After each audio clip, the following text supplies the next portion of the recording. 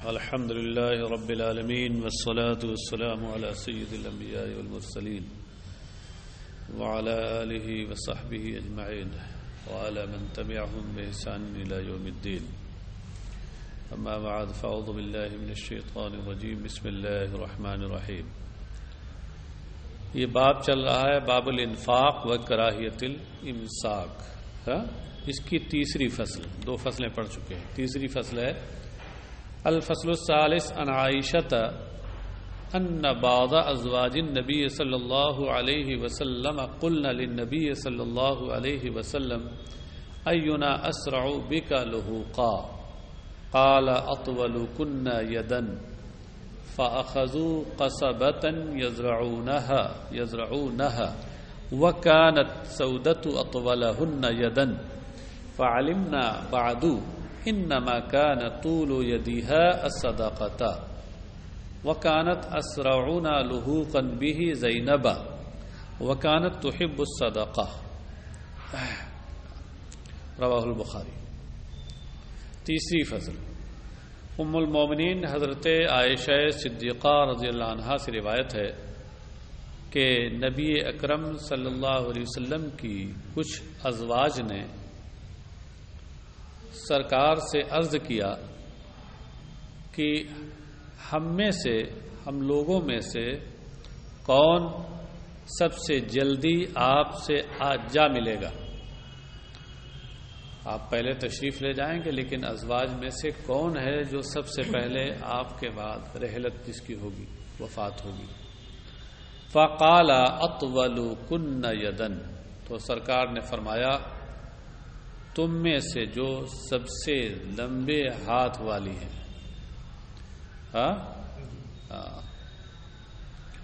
اب لمبے ہاتھ والی ہے، اس کا ظاہر یہ ہے کہ جس کے اعضاء کے ہاتھ لمبے ہو، ایک یہ ظاہری معنی ہے. یہ موجودہ زمانے کے وہابی غیر مقلدین خاص طور سے یہ کہتے ہیں کہ لا مجاز فی القرآن، قرآن میں مجاز ہے ہی نہیں، جتنا ہے سب حقیقت. اب یہ شخص تو اس طرح کی بات تو واقعی وہی کہہ سکتا ہے کہ لسانیات کے معاملے میں اور زبان و بیان کے معاملے میں جس کو بالکل کچھ بھی شد بدھ نہ ہو، یہی کہہ سکتا ہے. ورنہ دنیا کی کون ایسی زبان ہے جس میں مجاز استعمال نہیں ہوتا ہے؟ اور مجاز نہ ہو تو زبان ہی کیا ہے؟ زبان میں کوئی چاشنی نہیں ہے. زبان میں تو ادبیت اور چاشنی یہ استعارات، محاورات، تشبیہات، کنایات سے پیدا ہوتی ہے. یہ سب مجاز کی صورتیں ہیں. مجاز ہوئی نا تو پھر زبان خوش مزاج ہی نہیں ہوگی، بد مزاج ہو جائے گی پوری زبان. خشک مزاج ہو جائے گی جیسے یہ سب خوش مزاج ہیں. جی اب بتاؤ، یہی سمجھا ان لوگ. لیکن یہ حدیث آگے یہ بیان کر رہی ہے کہ قرآن میں بھی مجاز ہوتا ہے اور زبان کے جہاں جہاں زبان استعمال ہوتی ہے وہاں مجاز ہوگا. اسی لیے وہ ہر جگہ وہی کہتے ہیں کہ وہ قرآن میں اللہ کے لیے ید آیا ہے تو اس سے مراد ید ہے. جی عین آیا ہے تو عین مراد ہے. ید اللہ فوق ایدیکم ید مراد ہے وہاں. اس لیے زمانے کے جو عرب کے علماء اہل سنت ہیں وہ ان کو سیدھے مجسمہ کہتے ہیں، تجسیم کے قائل ہیں. بھئی ید آپ کہہ رہے ہیں اور ید کو ظاہری معنی پہ لے رہے ہیں آپ، تو اس کا کیا مطلب ہے؟ تجسیم کے تو قائل ہوئے آپ. اچھا صاحب، تو ظاہر کے لحاظ سے ازواج مطہرات نے وہی سمجھا کہ اب ہم میں سے دیکھا جائے کہ کون لمبے ہاتھ والی ہے. فَأَخَذُوا قَصَبَةً، تو ان لوگوں نے ایک پوردار لکڑی لی. قصبہ کہتے ہیں اس لکڑی کو جس میں پور ہو، جیسے بانس کی، نرکل کی، گنے کی. گنے کو قصبۃ السکر بولتے ہیں، یعنی شکر والی پوردار لکڑی، اس سے شکر بنتی ہے. تو بہرحال انہوں نے پوردار لکڑی لی. اخذو ہے یہاں ہیں کون؟ ازواج مطہرات. اخذو استعمال ہو رہا. ہاں کہا گیا شیعوں کا وہ استدلال جو قرآن کریم میں وہ کہتے ہیں کہ وہاں علیکم آیا ہے, ہاں لیطہرکم آیا ہے, لہذا جب کم آیا ہے تو اس سے ازواج مطہرات مراد نہیں ہو سکتی. کیوں نہیں مراد سکتی؟ اس کا مطلب تم کو عربی کی ہوا بھی نہیں لگی. ہاں جب یہ تو اس طرح کی بات کر رہے ہو, دیکھو جگہ جگہ مذکر کے صیغے استعمال ہو رہے ہیں مؤنث کے لیے, اور یہ وہ جو قواعد بتائے جاتے ہیں وہ ڈھیلے ڈھالے قواعد اور اکثر استعمال کو دیکھ کر بنا. قواعد کوئی آسمان سے تھوڑے نازل ہوئے ہیں, وہ تو اہل زبان کے استعمال کو دیکھ کر کے ایک ڈھیلا ڈھالا قاعدہ بنا لیا جاتا ہے, لیکن اس کی باریکیاں انسان جو آگے بڑھتا جاتا ہے اس کی باریکیاں اس کے سامنے آتی جاتی ہیں. اصل اہل زبان کا استعمال ہے, نہ کہ اصل قواعد ہے. سمجھے؟ ہاں. اب اسی پر میں ایک بات کہوں کہ کچھ لوگ کہتے ہیں مشکلات القرآن کی تو کتابیں لکھ دی. مشکلات القرآن, قرآن میں بہت مشکل ہے, زبان کے اعتبار سے کچھ چیزیں مشکل ہیں. قرآن مشکل نہیں ہے, تمہارے قواعد مشکل ہے, تمہارے قواعد میں اشکال ہے. قرآن تو اپنے زبان کے لحاظ سے فصاحت و بلاغت کے نہایت اعلیٰ معیار پر قائم ہے. جی اشکال جو کچھ ہے تمہارے قواعد میں, تمہارے قواعد کا دامن ہی اتنا وسیع نہیں ہے کہ وہ قرآن کی بلاغت کو اور اس کے استعمال کو صحیح معنوں میں اپنے اندر سمجھ سکیں. چلیے صاحب, فَأَخَذُوا قَصَبَةً يَزْرَعُونَهَا, تو ازواج مطہرات نے کوردار لکڑی لے کر کے یزرعونها کو ناپنے لگی, سب کے ہاتھ ناپنے لگی جو ازواج تھی. وَكَانَتْ سَوْدَةُ أَطْوَلَهُنَّ يَدًا, ان میں حضرت سودا سب سے لمبے ہاتھ والی تھی, دراز قامت تھی, سب سے لمبے ہاتھ والی تھی, اور سب سے عمر دراز بھی تھی. ایسے ہی فَعَلِمْنَا بَعْدُ إِنَّمَا كَانَ طُولُ يَدِهَا الصَّدَقَةُ وَكَانَتْ أَسْرَعُنَا لُحُوقًا بِهِ زَيْنَبَا. تو یہ کہتی ہیں حضرت عائشہ کہ پھر ہم لوگوں کو بعد میں یہ معلوم ہوا کہ انما کان طول یدہا کی ازواج مطہرات کی ہاتھ کی لمبائی سے مراد صدقہ تھا. ہاں کیونکہ جبکہ ہم میں سب سے جلدی سرکار سے جا ملنے والی حضرت زینب تھی. حضرت سودا ظاہر کے اعتبار سے ان کے ہاتھ لمبے تھے, مگر ان کا انتقال سرکار کے وصال کے فوراً بعد نہیں ہوا, بلکہ سب سے پہلے کس کا ہوا؟ حضرت زینب کا ہوا. اور حضرت زینب ازواج مطہرات تو سبھی صدقہ کرتی تھی, لیکن ان میں صدقہ کرنے میں یہ سب سے زیادہ تھا, کثرت سے صدقہ کرتی تھی. تو کہا تب ہم لوگوں کو معلوم ہوا کہ وہ طول ید سے سرکار کی مراد یہ ظاہری طول ید نہیں تھا, اس کا مجازی معنی مراد تھا, یعنی صدقہ کرنا, کیونکہ آدمی جب صدقہ دیتا ہے تو ہاتھ دراز کرتا ہے. تو طول ید کنایا ہے کثرت صدقہ سے, کیونکہ یہ حضرت سودا کا انتقال تو بہت بعد میں ہوا ہے. وکانت تحب الصدقہ, اور حضرت زینب یہ صدقہ پسند کرتی تھی. رواہ البخاری, بخاری سے روایت کیا. وفي روایت مسلم قالت قال رسول اللہ صلی اللہ علیہ وسلم اسرعكن لحوقا بي اطولكن يدا. قالت وكانت يتطاولن ايتهن اطول يدا. قالت فكانت اطولنا يدا زينبا لانها كانت تعمل بيدها وتتصدق. یہ تو بخاری کی روایت ہے جو آپ نے پڑھی. مسلم کی ایک روایت میں یہ ہے, قالت ام المومنین حضرت عائشہ نے فرمایا کہ رسول اللہ صلی اللہ علیہ وسلم نے ارشاد فرمایا کہ تم میں سب سے جلدی مجھ سے آ ملنے والی وہ ہوگی جو تم میں سب سے لمبے ہاتھ والی ہوگی. ہاں قالت, تو انہوں نے کہا, حضرت عائشہ کا کہنا ہے کہ کانت یتطاولنا ایتہن اطول یدن, تو یہ ازواج مطہرات لمبائی دیکھتی تھی, ناپتی تھی کہ ان میں سے کون سب سے زیادہ لمبے ہاتھ والی ہے.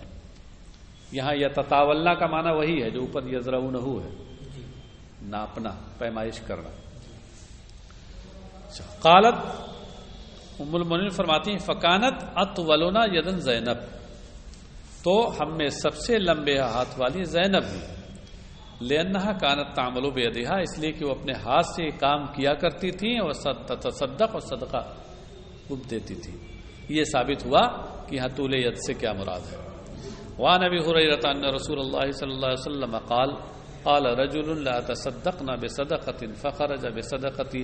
اب بتائیے اگر ان وہابی زمانہ کے اس موقف کو لے لیا جائے کہ لا مجاز فی القرآن، اور کوئی اکثر پھر آگے بڑھ کے کہہ دے لا مجاز فی القرآن ولا فی الحدیث، کوئی آگے بڑھ کے اور کہہ دے ولا فی اللسان، زبان میں کہیں مجاز ہے ہی نہیں ہے، سمجھے؟ تو اس صورت میں پھر وہ کیا کہے گا کہ اس کا مطلب ان کے جو نبی تھے ان کو بھی کچھ پتہ نہیں تھا. انہوں نے تو یہ کہا کہ لمبے ہاتھ والی جو ہوگی وہ مجھ سے ملے گی، مگر لمبے ہاتھ والی جو تھی وہ حضرت سودا تھی وہ بہت بعد میں ان سے ملی، پہلے نہیں ملی. اس کا مطلب یہ ہے کہ ان کے نبی کو بھی کچھ پتہ نہیں تھا. ہاں، مگر ان بدماشوں کو اگر یہ چیز ثابت بھی ہو جائے تو کیا فرق پڑتا ہے؟ ان کا تو وہی ہے، عقیدہ ہے کہ ہمیں تو دیوار کے پیچھے کی بھی خبر نہیں. اگر ثابت بھی ہوتا ہے کہ نہیں خبر ہے تو کیا سے ان کے عقیدے میں کیا فرق پڑے گا؟ وہ تو اسلامی عقیدے میں فرق پڑے گا، وہاں بھی عقیدے میں تو کوئی فرق نہیں پڑے گا. عن ابی ہریرہ ان رسول اللہ صلی اللہ علیہ وسلم قال، حضرت ابو ہریرہ سے روایت ہے کہ اللہ کے رسول صلی اللہ علیہ وسلم نے ارشاد فرمایا قال رجل لأتصدقن بصدقة فخرج بصدقته فوضعها في يد سارق فأصبحوا يتحدثون تصدق الليلة على سارق فقال اللهم لك الحمد على سارق لا تصدقن بصدقة. حضرت ابو ہریرہ سے روایت ہے کہ رسول اللہ صلی اللہ علیہ وسلم نے ارشاد فرمایا کہ ایک شخص نے کہا، ہاں ایک شخص کا مطلب یہ ہے کہ امم سابقہ پہلی امتوں میں کسی شخص نے یہ کہا لا اتصدقنا بصدقۃ، میں ضرور صدقہ کروں گا. اس نے گویا ایک طرح سے نذر مانی یا قسم کھائی، نذر مانی کہ میں صدقہ ضرور کروں گا. فخرج بصدقتی، تو وہ اپنا صدقہ لے کر نکلا. فوضعها فی ید سارق، رات میں نکلا لے کے، دیکھا سناٹے میں تاکہ مجھے کوئی دیکھ نہ سکے، ریا نہ ہو، دکھاوا نہ ہو، تو رات میں لے کے نکلا. فوضعها فی ید سارق، تو اس نے ایک چور کے ہاتھ میں رکھ دیا. نکلا، دیکھا ادھر ادھر تو ایک آدمی سامنے نظر آ رہا تھا، اسے معلوم بھی نہیں تھا کون ہے، ادھر حقیقت چور تھا، اس نے اٹھا کے اس کو دے دیا سامنے. فاصبحوا يتحدثون، تو لوگ یہ گفتگو کرنے لگے کہ تصدق اللیلۃ علی سارق، آج کی رات تو ایک چور کو صدقہ دے دیا گیا، زکات دے دی گئی. تصدق اللیلۃ، یہ لیلۃ کا لفظ یہاں یہ بتا رہا ہے کہ فخرج بصدقته فوضعها فی ید کا جو کام ہے وہ رات میں ہوا تھا. ہاں، وقال اللهم لك الحمد على سارق، تو اس نے جب سنا تو اس نے کہا اے اللہ تیرے لیے ساری تعریف ہیں ایک چور کو صدقہ دینے پر. یعنی لک الحمد علی تصدقی علی ید سارق، ہاں ایک چور کو جو میں نے صدقہ دیا اس پر تیری حمد. دیا تو کم سے کم میں نے کسی کو. لا تصدقن بصدقۃ فخرج بصدقته فوضع في يد زانية فاصبحوا يتحدثون تصدق الليلة على زانية فقال اللهم لك الحمد على زانية. پھر اس نے وہی نذر مانی کہ میں ضرور صدقہ کروں گا، اور پھر وہ اپنا صدقے کا مال لے کر نکلا تو ایک بدکار عورت کے ہاتھ میں اس نے وہ مال رکھ دیا وہی رات میں. فاصبحوا يتحدثون، تو لوگ گفتگو کرنے لگے صبح کہ تصدق اللیلۃ. یہ صبح فاصبحوا کے لفظ سے بھی معلوم ہو رہا ہے، تصدق اللیلۃ سے بھی معلوم ہو رہا ہے کہ صبح یہ بات ہو رہی ہے. تصدق اللیلۃ علی زانیۃ، کہ آج ایک زناکار اور بدکار عورت کو صدقہ رات میں دے دیا گیا. یہ آج میں ترجمہ کیوں کر رہا ہوں؟ جیسے یوم کا معنی دن ہے اور آپ الیوم کہتے ہیں تو کیا کہتے کا معنی لیتے ہیں؟ آج کا دن. الف لام عہد حضوری کا ہے، یعنی الیوم الحاضر الموجود. الف لام نے حضور کا معنی بتایا عہد حضوری کے لیے، تو اللیلۃ میں الف لام عہد حضوری کا ہے، تو اللیلۃ کا مطلب وہی ہوا. ہاں آج کی رات. فقال اللہم لک الحمد ولا زانیۃ، تو اس نے کہا اللہ تیرے لیے ساری تعریفیں ہیں کہ زانیہ کو صدقہ دینے پر. لا تصدقنا بصدقة فخرج بصدقته فوضعها في يد غني فأصبحوا يتحدثون تصدق الليلة على غني فقال اللهم لك الحمد ولا سارق وزانية وغني فأتي فقيل له أما صدقتك على سارق فلعله يستعف عن سرقته وأما الزانية فلعلها أن تستعف عن زناها وأما الغني فلعله يعتبر فينفق مما عطاه اللہ متفق علیہ ولفظ للبخاری. پھر اس نے پھر وہی نظر مانی کہ میں آج ضرور صدقہ کروں گا. وہ اپنا صدقے کا مال لے کر کے نکلا اور پھر ایک مالدار کے ہاتھ میں رکھ دیا رات میں. ہاں وہ بظاہر مالدار نہیں لگتا تھا، درحقیقت مالدار تھا. اس نے دیکھا سامنے آ رہا، دے دیا. فاصبحوا يتحدثون، تو لوگ صبح حیرت اور استعجاب کے عالم میں گفتگو کرنے لگے کہ تصدق الليلة على غنی. سنا نہیں رات میں ایک مالدار کو زکات دے دی گئی. ہاں یہ بطور حیرت اور استعجاب لوگ یہ بات کرتے تھے. ہاں وقال، تو اس نے کہا، ان لوگوں کا جو یہ کہنا ہے گفتگو کرنا تھا یہ تو حیرت و استعجاب کے عالم میں تھا، اور اس کا جو یہ کہنا تھا وہ بھی کچھ تعجب اور کچھ شکر اور تعجب کے ملے جلے جذبات کے ساتھ تھا. فقال شکرن و تعجبا، اور اصبحوا یتحدثون سے پہلے کیا آیا تعجبا. بات سمجھے نا؟ ہاں. اللہم لک الحمد علی سارق وزانیہ وغنی، اے اللہ تیرے لیے ساری تعریفیں ہیں کہ ایک چور، ایک بدکار عورت اور ایک مالدار کو زکات دینے پر. فأتیا، تو اس کے پاس آیا گیا. لفظی ترجمہ فأتیا اے فی المنام، یعنی خواب میں. مطلب یہ ہے کہ خواب میں ایک آنے والا اس کے پاس آیا، اسے خواب میں دکھایا گیا، یوں کہہ لیجیے. فأتیا کا معنی لمعات کے حوالے سے لکھا ہوا اے اوریا فی المنام، کہ رات میں اسے یہ خواب دکھایا گیا. فقیل لہو، خواب دیکھا تو کیا فقیل لہو سے کہا گیا، رہ گیا چور کو تو نے جو صدقہ دیا ہے، فلعلہ ان یستعف عن سرقتہ، تو امید ہے کہ وہ اپنی چوری سے باز آ جائے. استعفا یستعف استعفاف، باز آ جانا، پاک ہو جانا. واما الزانیۃ فلعلها ان تستعف، اور رہ گیا بدکار عورت کا معاملہ، یعنی اس کو جو تم نے زکات دی ہے شاید کہ وہ اپنی بدکاری سے باز آ جائے. واما الغنی فلعلہ یعتبر، رہ گیا مالدار، تو ہو سکتا ہے کہ وہ اس سے عبرت حاصل کرے، نصیحت حاصل کرے. کہ تم نے اس کو دیا ہے، ہو سکتا ہے اس کے دل میں یہ آئے کہ ہم تو دینے کے لائق ہیں تو ہمیں بھی دینا چاہیے. فینفق مما آتاہ اللہ، تو اللہ کے عطا کردہ مال سے وہ بھی خرچ کرے. متفق علیہ، یہ حدیث متفق علیہ ہے، یعنی بخاری اور مسلم دونوں نے اس کو حضرت ابو ہریرہ سے روایت کی ہے.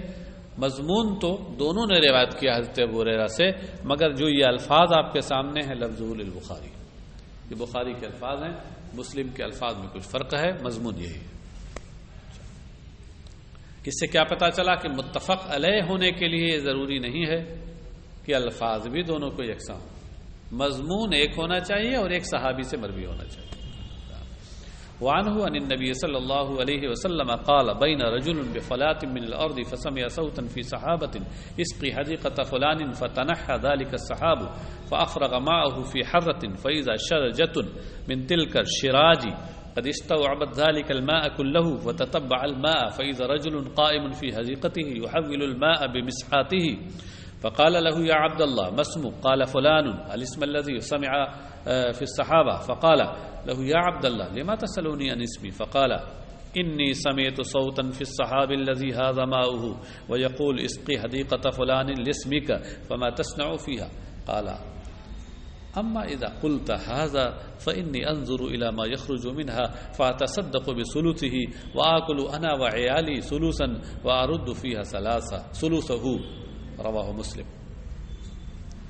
حضرت ابو ہریرہ ہی سے روایت ہے، وہ نبی اکرم صلی اللہ علیہ وسلم سے راوی ہیں کہ سرکار علیہ الصلوۃ والسلام نے ارشاد فرمایا بین رجل بفلات من الارض.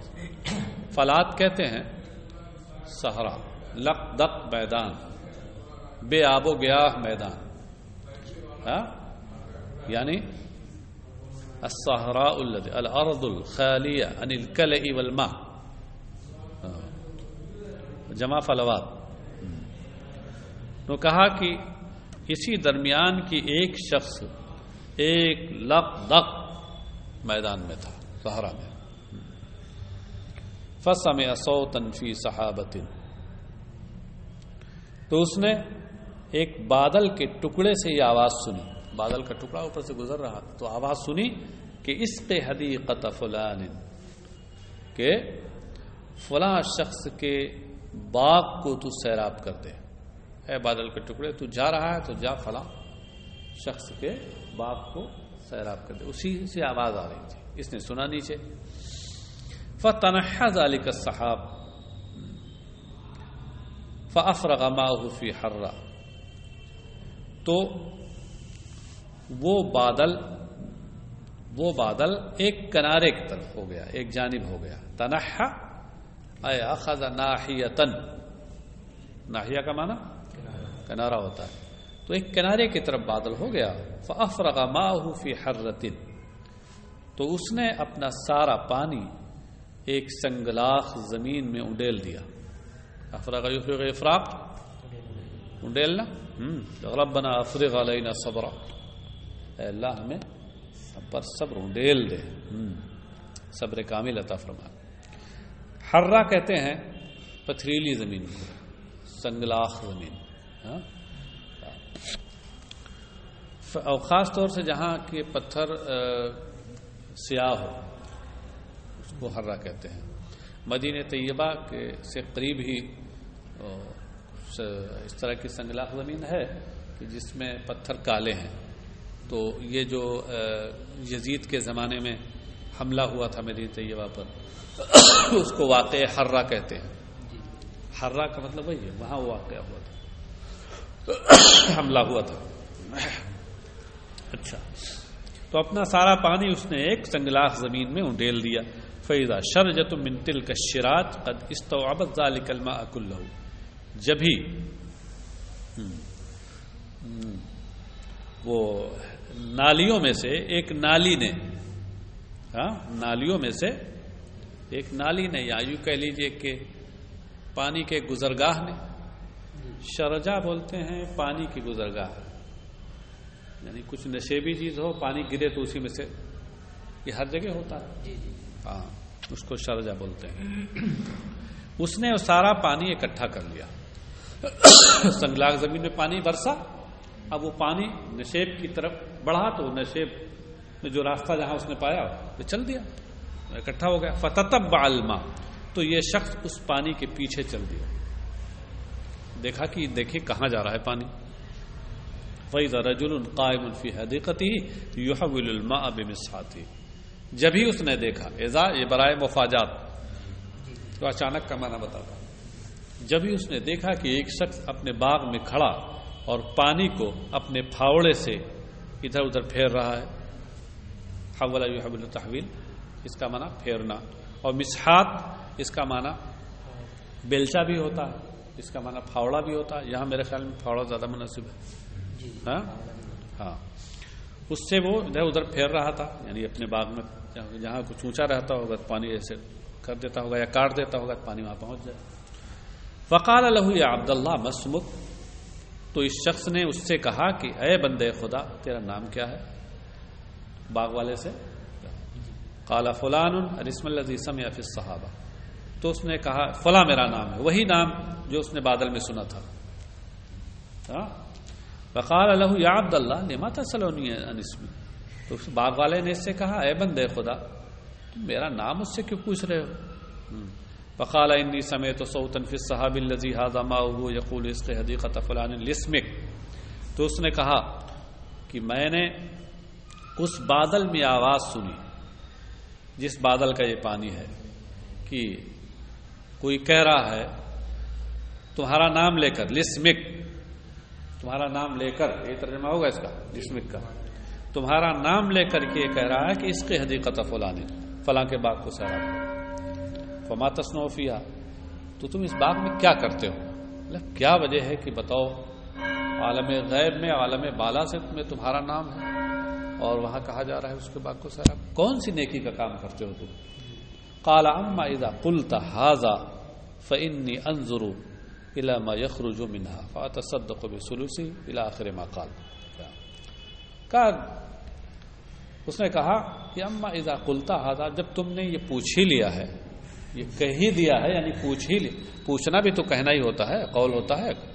جب تم نے یہ پوچھ ہی لیا ہے تو اب سنو، حقیقت یہ ہے کہ میں اس کی پیداوار کو دیکھتا ہوں جو اس میں سے نکلتی ہے. ما یخرج منہا اے من ھذی الحدیقہ، اس کو مختصر میں یہ بھی کہہ سکتے ہیں میں اس کی پیداوار کو دیکھتا ہوں. پیداوار ما یخرج منہا کا ترجمہ ہو گیا. فاتصدق بثلثہ، اس کے تہائی میں صدقہ کر دیتا ہوں راہ خدا میں، یعنی 3 حصے کرتا ہوں، ایک حصہ 1/3 اس کو راہ خدا میں دے دیتا ہوں. وآکل انا وعیالی ثلثا، اور میں اور میرے اہل و عیال اس کے 1/3 کو کھاتے ہیں. ہاں تو 2 حصے ہو گئے. وارد فیہا ثلثہ، اور اس کا 1/3 اسی میں لوٹا دیتا ہوں، پھر لا کے لگا دیتا ہوں اسی باغ میں تاکہ پیداوار ہو.